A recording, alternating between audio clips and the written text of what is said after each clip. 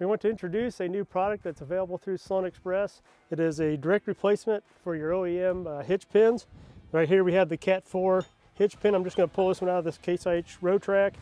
And you can tell on the OEMs it has that square head. It'll also be what we call Cat 4. It's a 2-inch diameter hitch pin. And then we have our direct replacement right behind it. As you can see, it has that square head. Still the 2-inch pin is itself, that Cat 4. And just to kind of show you that it will drop right in there.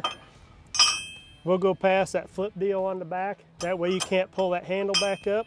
It also has a hole in the bottom of the pin. That way you can put your click pin in or whatever to keep that pin from driving out. We've also had it hardness tested to match OEM strength.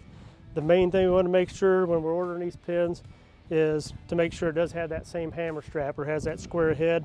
That way that pin will drop in completely, just so you can get in there where you can put that pin in as well.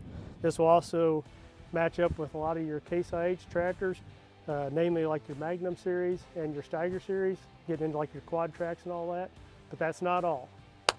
This will also fit your John Deere 8000, 8R, 8RT, and 8RX tractors, just like so.